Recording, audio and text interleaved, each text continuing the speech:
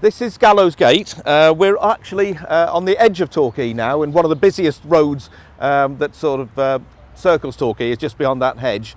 There's a particular legend about this area, and there is a plaque over here. The legend is that a man stole a sheep, and resting, he sat down here, and the sheep on a piece of rope jumped over the fence, and the rope caught around the man's neck and hanged him.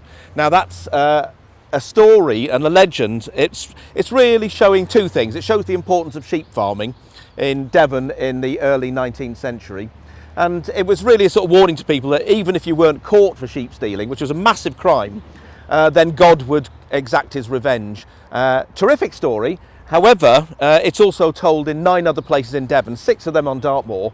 And on Dartmoor, it's actually associated with hanging stones, which are the old megalithic monuments. So there's some kind of association there, which leads us to believe possibly that there may have been some kind of megalithic monument here, possibly a stone circle, something along those lines. There's lots of other evidence about that. One of the fields locally is called Stony Field. It's obviously not very stony here. The other piece of evidence we have is this is the boundary between 4 local parishes. It's known as Gallows Gate Field because this was the location of the gallows that were used to service all of those parishes in Torquay. We think it operated about up to 1820. We think the actual site itself may be slightly over there where the water board have built a reservoir, not very far, and we think it might have been moved when public mood turned against public hangings. We think that this was used as an execution site from possibly around the 8th or 9th centuries. So it's massively old, so we're talking about 1200 years. If only a few people were actually executed here every year, we're talking about possibly thousands of people that lost their lives in this small area of Torquay. Every small community actually had to have a gallows.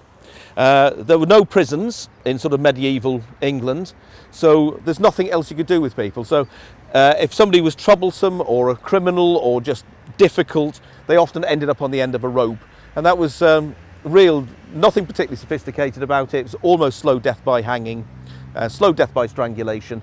And the other thing about hangings was they were a real source of entertainment. That was one of the main sources of entertainment. And so huge crowds would gather in this area, and they would watch people losing their lives. And the other reason it was here is it can be seen. It was a real disincentive. If you're thinking about coming to Torquay, one of the little villages, and you had sort of poor intentions, there would be somebody left up here to hang. And they weren't hanged and cut down, they were left here often to rot. This is also a place where we've got a record of a gibbet. A gibbet was a sort of metal cage where initially people were sort of put in there alive. Later they were hanged and then put in a gibbet, really to warn people. And there was a huge numbers of offences, people could commit. Stealing, children were hanged. So it's an interesting area. Many communities have it. There's often sort of gallows gates. There's also often hanging stones down the outskirts of villages or towns. Keep an eye out for them. Forches Cross on the outskirts of Newton Abbot. There's another gallows. So we tend to forget these things. They don't leave much in the archaeological record because basically all you would have in the ground would be a hole. You wouldn't have anybody properly buried. In fact, people who had committed murder, it was illegal to hang them, so they just left to rot.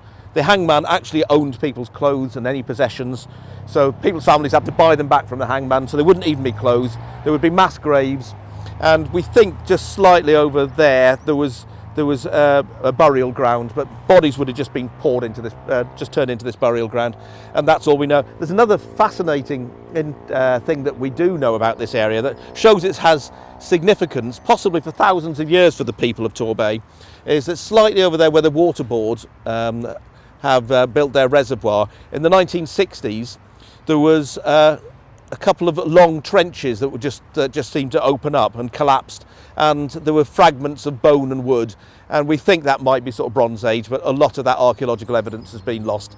But this area is particularly important for all of our communities, and sadly it's been forgotten, and so have those thousands of people who lost their lives up here.